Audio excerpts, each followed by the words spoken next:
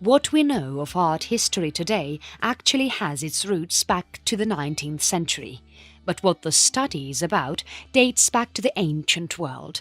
The art historians depend on the semiotics, formal analysis, iconography and psychoanalysis for understanding the history of a piece of art. After the World War II, when photographic imitation and printing techniques improved, reproduction of artworks became easier. Technologies as such have tremendously helped the study of art history to progress in profound ways, as they have facilitated easy evaluation of objects. Thus, the study of visual arts can be described as a practice that involves understanding social significance, context and form of art. The chronological pillar of the study is the commemorative history of beautiful creations commissioned by public or religious bodies or prosperous individuals in Western Europe. A renowned example is canon, which remains prominent to this day, and even has its mention on the history textbooks. However, there has been an effort made since the 20th century to define the study to be more comprehensive of non-Western art. In the modern years, art history has come up as a study that focuses in educating people how to assess and construe works of art established on their own perception. Often, art history has been criticized for its biased nature because every individual has their own point of view of seeing and defining things. The study of art history teaches you to appraise what you see based on the art forms that you know already. This eventually develops your aesthetic understanding of a piece of art. Those interested in the study of art history are taught how to evaluate artifacts by numerous methods. It is difficult to understand the subject without knowing about the methods. Methods of studying art history. The art historians utilize several methods while researching the history of objects and studying the nature of the being of the art, its creation, existence and authenticity. They mostly examine any work of art in the perspective of the time when it was created. This is done in the best way, keeping in mind the respect of the creator's inspiration and constraints, along with contemplation of requests and predispositions of its patrons. A comparative study of the themes and tactics of the creator's teacher is also done considering the symbolism and iconography of the art. In short, it can be said that the world in which the art was created is deeply examined by the art historians. Art history includes the examining of the work through the study of the form, which is the use of shape, line, texture, composition and colour by the artist. This helps identifying if the creator has used a two-dimensional or three-dimensional picture plane of the architectural or cultural space to create the art. The manner in which these elements are used resulting in different kinds of art known as imitative or abstract art. When the artist creating an art in the imitation of another image or object, then the piece of work is called representational or imitative art.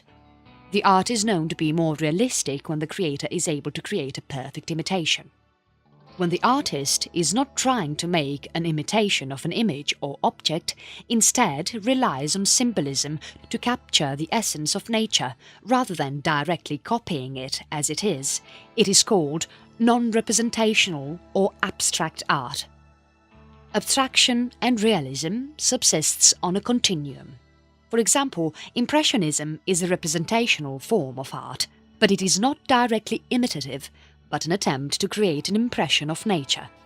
If the work of art is not representational, instead is an expression of the creator's aspiration and feelings, or simply a quest for ideal beauty and form, it is known as non-representational work or an art of expressionism. An analysis of iconography is one in which the focus is kept on the particular design of the element. With a close examination of such elements, the art historians are able to trace their descent and come to a conclusion of the origin and root of the themes of a particular art. It is possible to make many observations in regards to the cultural, social, aesthetic and economic value which were responsible for the creation of the art. Art historians use the critical theory as a base to structure their investigation of the works. Theory is mostly used when the historians are dealing with more recent objects, like those from the late 19th century and onwards. If we talk about how the critical theory get its matter, well, it can be said that it is often the work of the literary scholars that they borrow to form the analytical base of the study of the artwork. The subject of critical theory is responsible in establishing theories such as Marxist, feminist, post-colonial and critical race. As in the study of literature, you will notice that the scholars take keen interest in the environment and nature, but what turn it will take on the critical study is yet to be determined. Pliny the Elder. The earliest writing on art to have survived to this date and can be categorized as art history are paragraphs from the book Natural History written by Pliny the Elder in AD 77 to 79. The writing was about the Greek painting and sculpture. It is from them that the idea of Xenocrates of Sicyon of BC 208 can be traced. Xenocrates was a Greek sculptor and writer and one of the world's first art historians.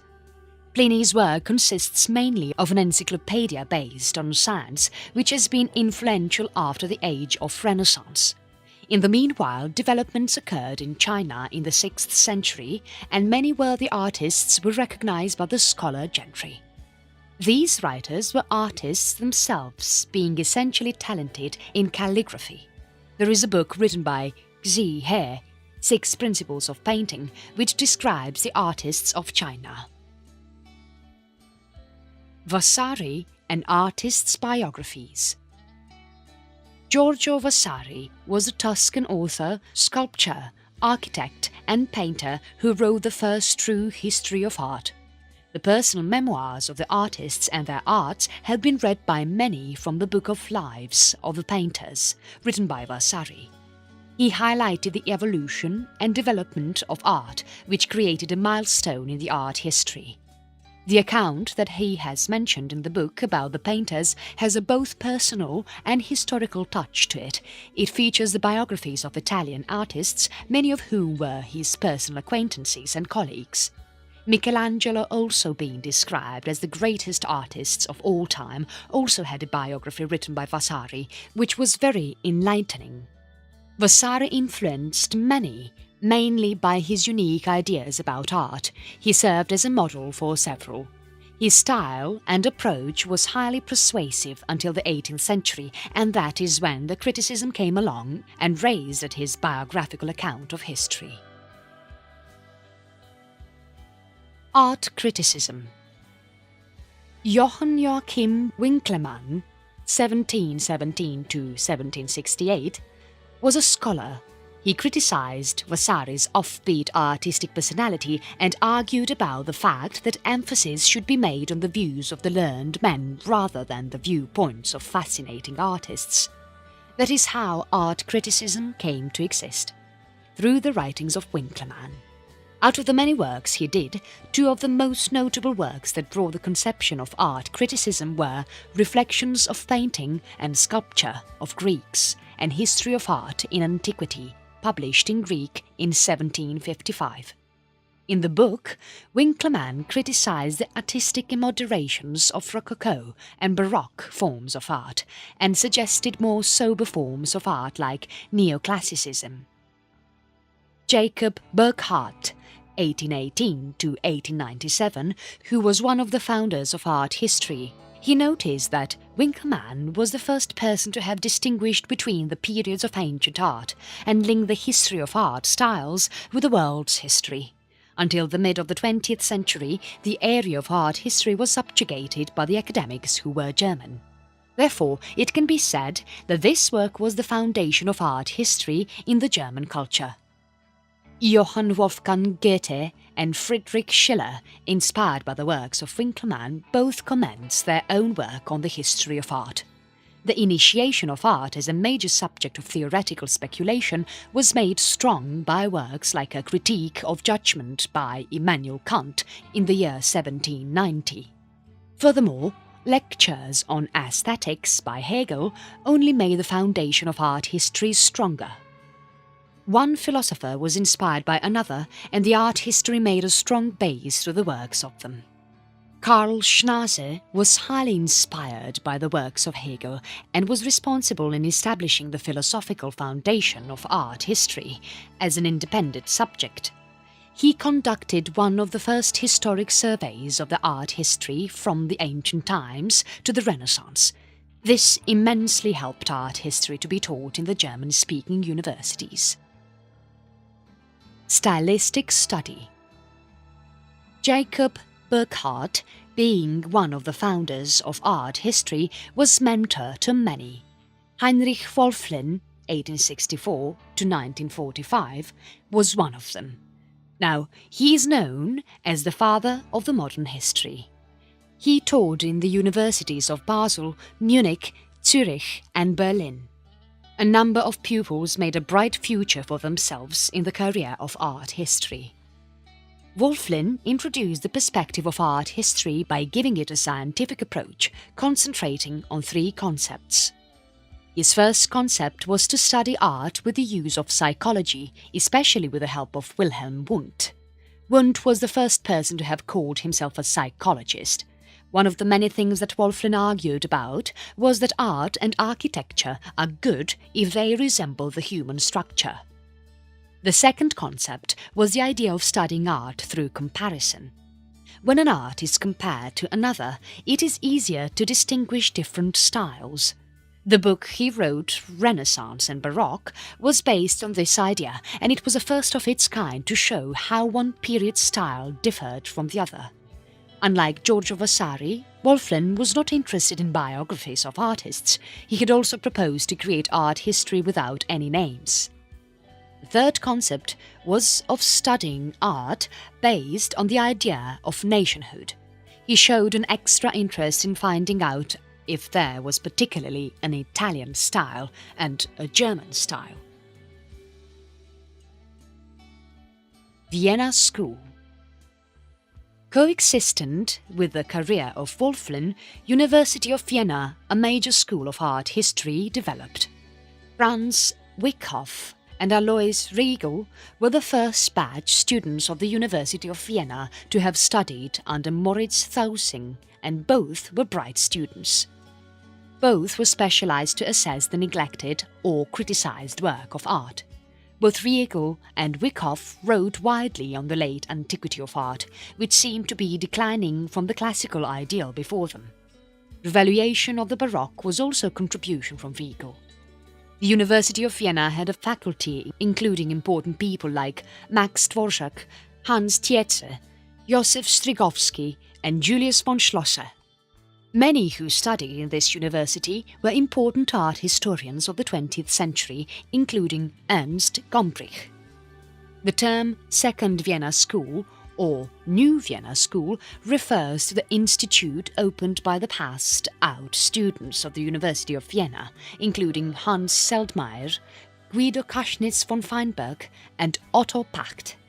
They began the school in the 1930s. They intended to work on the concept of Riegel, even tried to develop the concept of Kunstvollen into a full-fledged methodology of art history.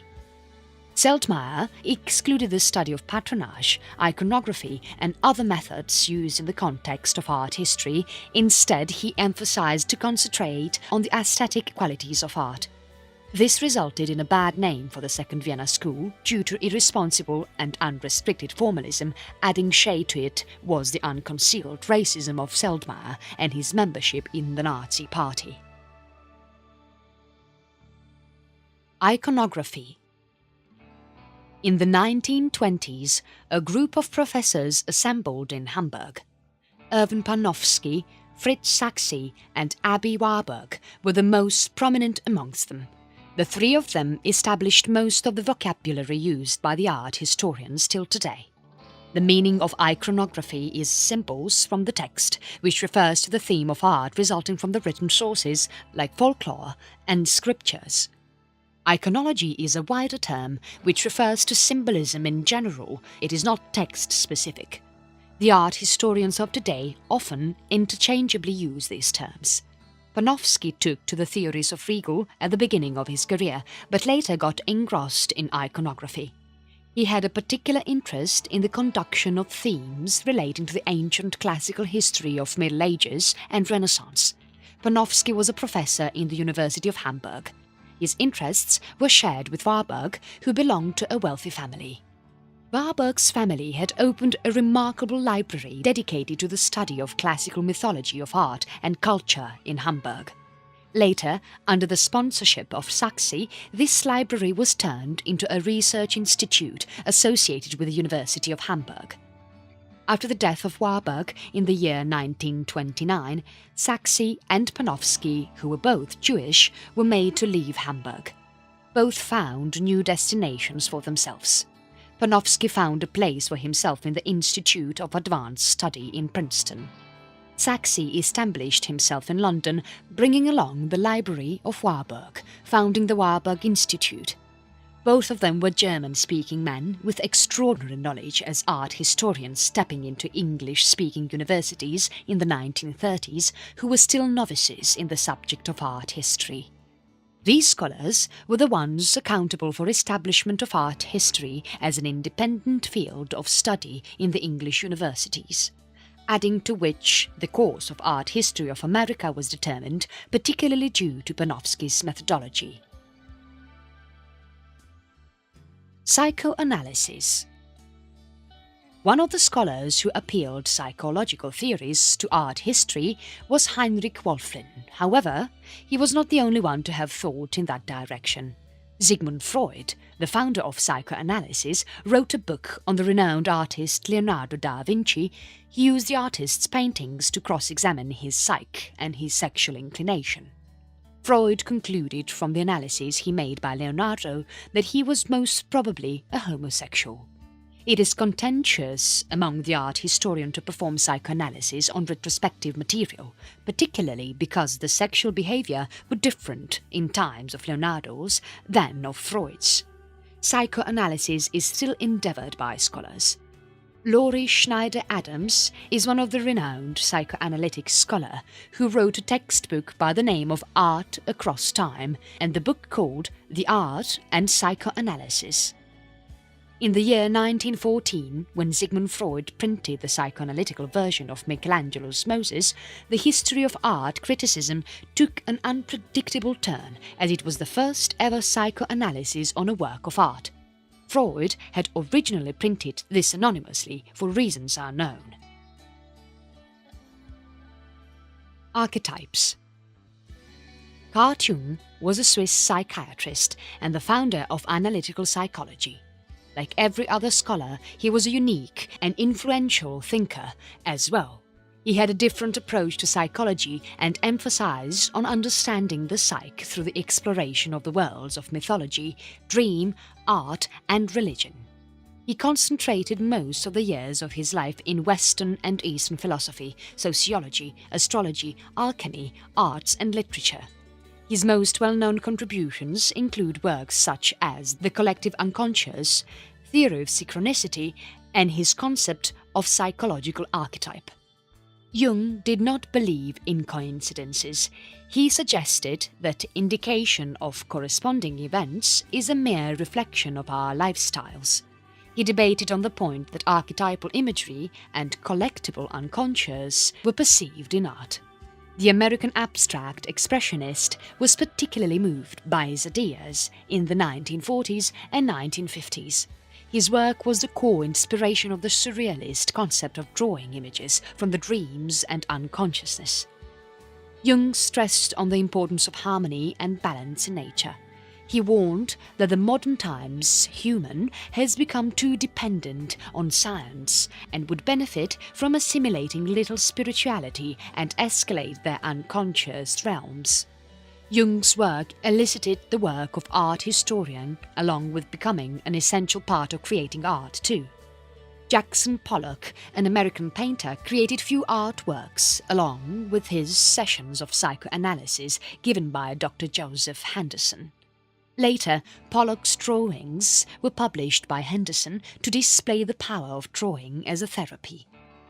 The heritage of psychoanalytical art history is deeply rooted and carries on even after Jung and Freud. Griselda Pollock, the prominent feminist art historian, induces psychoanalysis in her readings of contemporary and modern art.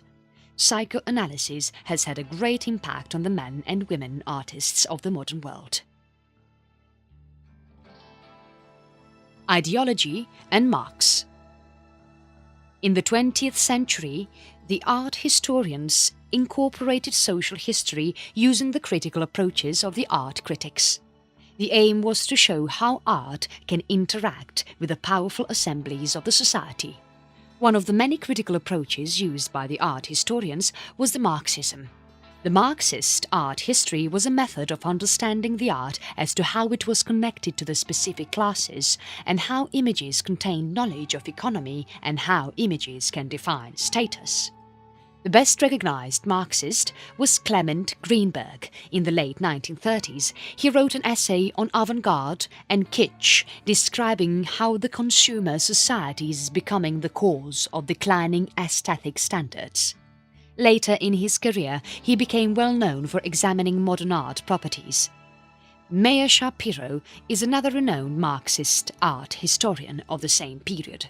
Of all of his works about themes in art, he is best remembered for his remarks on the sculpture from the early Renaissance, in which he had seen evidence of the rise of capitalism and the decline of feudalism. The Social History of Art was a book written on the first Marxist study of Western art by Arnold Hauser. His attempts were to show the world how classy cognizance was reflected throughout the major art eras. When published in the 1950s, there were several controversies, as the book has bluntly generalized particular eras. The same strategy is now given a name: vulgar Marxism.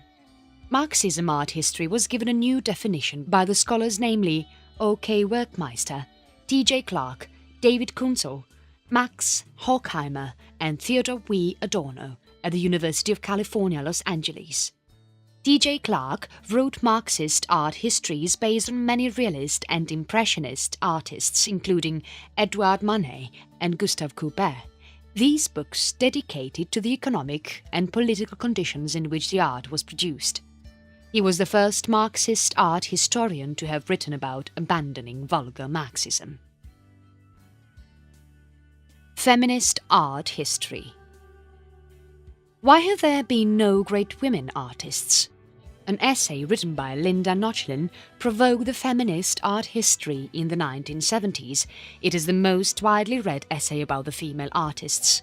Followed by the 1972 College Art Association Board, with Nochlin as the chairperson, authorized eroticism and image of woman in 19th century art. In a decade's time, there was a wave of feminist movement, where high interaction of women in the art, both as a subject and artists, was observed. The essay written by Nochlin had a lot to say about the women being restricted from the field of art. Few exceptions who succeeded in proving their worth were treated as anomalies and were not given the chance at becoming successful. Another well-known feminist art historian figure was Griselda Pollock, who was a scholar of psychoanalysis theory. Feminist art history in the modern era gave women new opportunities to experience and understand art. There are many works produced by the feminist art history, critical rereadings of various arts, such as Les Demoiselles d'Avignon by Carol Duncan. Norma Broad and Mary Garrett were two pioneers of art history and were the founders of Feminist Art History Conference. Their works consisted of The Expanding Discourse, Feminism, Art and History, Questioning the Litany and Reclaiming Feminist Agency, Feminism, Art and History After Postmodernism. All these books are considerable effort made to bring the feminist perceptions of art history. Semiotics. Unlike iconography, which identifies the significance of art, semiotics is apprehensive about how the meaning is formed. Roland Barthes was a French literary theorist and philosopher. His implied and designating meanings are principal to this kind of examination. In a work of art, the interpretation of it depends on the identification of the meaning it denotes, that is, recognizing the visual sign, and the meaning that it connotes, that is, the cultural association that it instantly recognizes. A semiotic art historian's main concern is to understand the meaning-making of the art. Semiotic art history's work is to expose the codified meaning of an artistic object by examining its connection to a set of shared beliefs of the historians. Historians do not rely on a particular brand semiotics, they instead create an incorporated version which they add to their analytical implementation. For instance, Meyer Shapiro referred to Chaucer's work on different meanings to read the signs. He believed that, in order to understand the art in a particular symbolic perspective, it needs to be viewed in different aspects of the profile.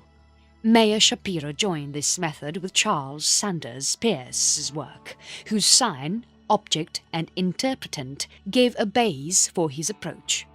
Alex Potts demonstrated the application of Peirce's ideas to visual illustration by examining Mona Lisa in relation to them.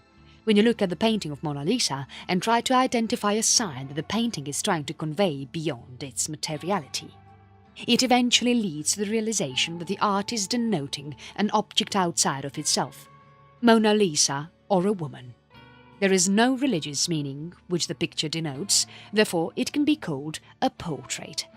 This interpretation, in turn, leads to a series of other possible interpretations to questions like, how was Sitter related to Leonardo?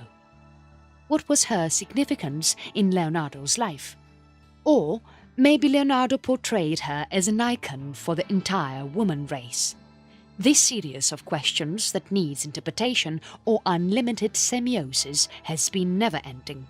The job of an art historian is to limit the interpretation to as much as required to divulge new prospects. The study of semiotics works on the principle that an object of art can be implicit by the viewer's perception only. The creator of the art is replaced by the observer as the transmitter of its meaning to such an extent that an interpretation is valid by all means regardless of what the creator had intended to mean by the art. Rosalind Krauss adopted this notion in the essay that she wrote in the name of Picasso. She deplored the meaning in which the artist had created the work of art and asserted that the meaning of the art can be derived only once the art has been detached from its historical context. Another art historian by the name of Meek Powell debated on the same thing, that the meaning of the art does not exist until witnessed by the viewer. Feminism and psychoanalysis is only possible after acknowledging the meaning of the art. Museum studies. In the course of art history, aspects of new subjects have come to light in the modern times. In the recent decades, interests have grown towards the patronage of the arts.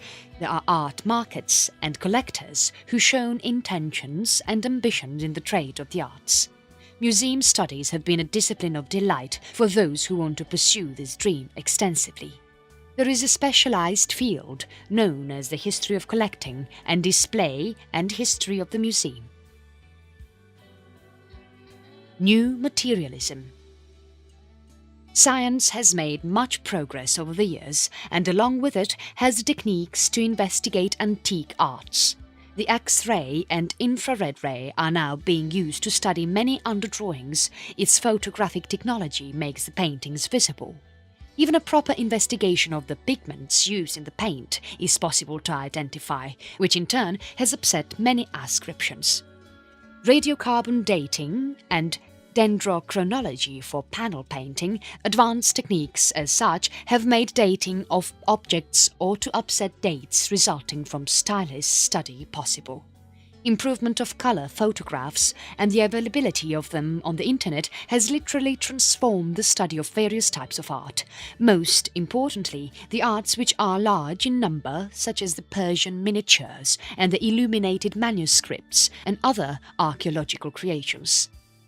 Contemporaneous to all the technological progressions, art historians have shown growing interest in new speculative approaches to understand the nature of arts.